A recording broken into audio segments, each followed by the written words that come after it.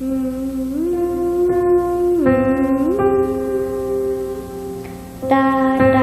didn't get to have a childhood. I don't want you touching me. I don't want you tucking me in. I don't want you bothering me. I live in fear because I'm afraid that when I have kids, that this will end up happening to them. We're rescuing children that we were never rescuing before. We are holding offenders accountable that we were never holding accountable before. We're making a difference in the lives of children because of that, and I think we're stopping the cycle of abuse.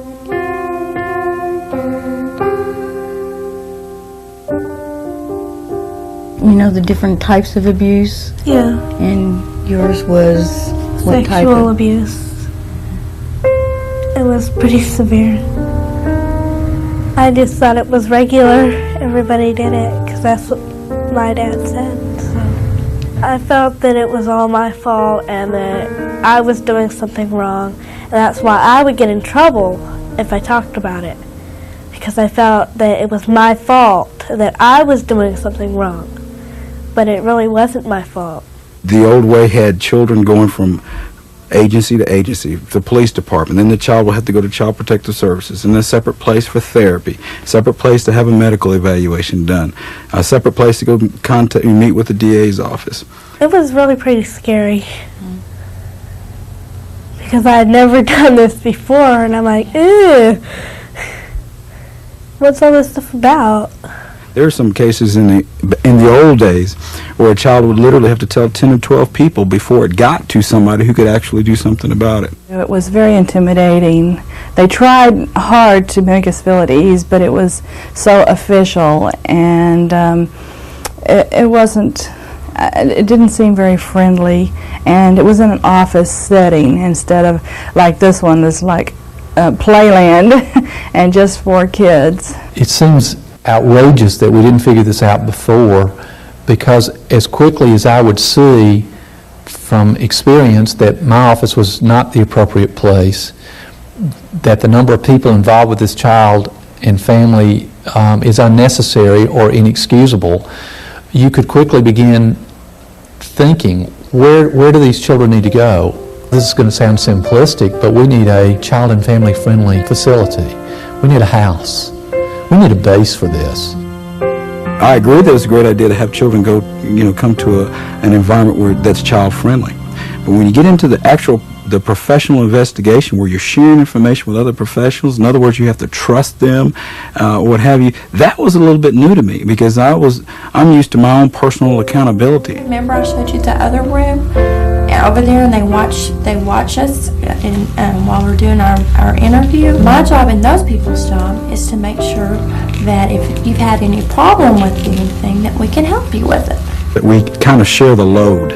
We share the responsibility of the investigation. We share the responsibility of the decisions. Everybody's got different names for different body parts, and all of them are okay. I just don't know what names that you use.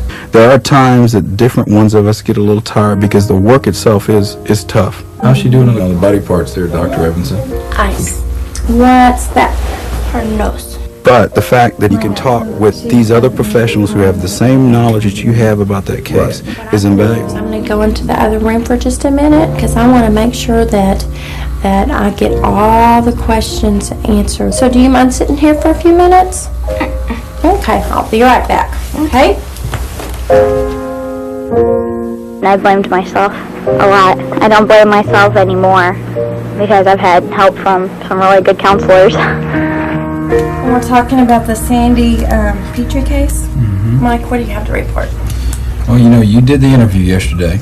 We opened the doors to our program Day 1, 1985.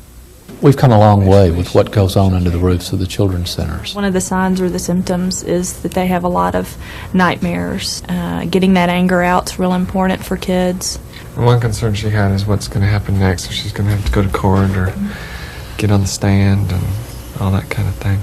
Well, she certainly is going to have to get on the stand, and she'll obviously have to be prepared for that. We have art therapy programs, court support groups, medical services. We have groups for mothers that are going through a different kind of trauma than the child is going through. And a lot of her own issues are coming out, and I think they really affect what's happened to her children. My whole family got torn apart by it.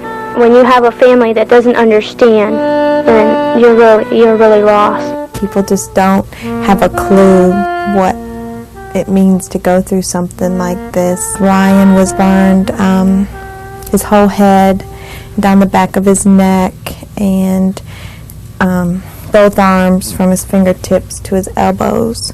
I wanted to believe that that was an accident, especially since it was done by a boyfriend who had taken care of the kids a lot.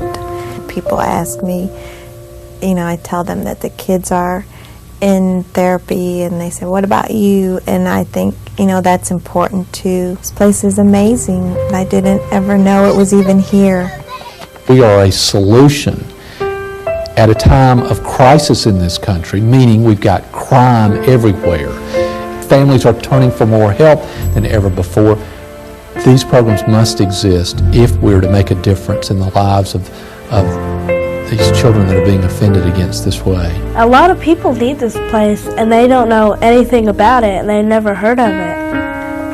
We never heard of it for a long time, and then when we heard of it, we go, oh boy! So we come rushing over here, and it's like, Wonderland, all right!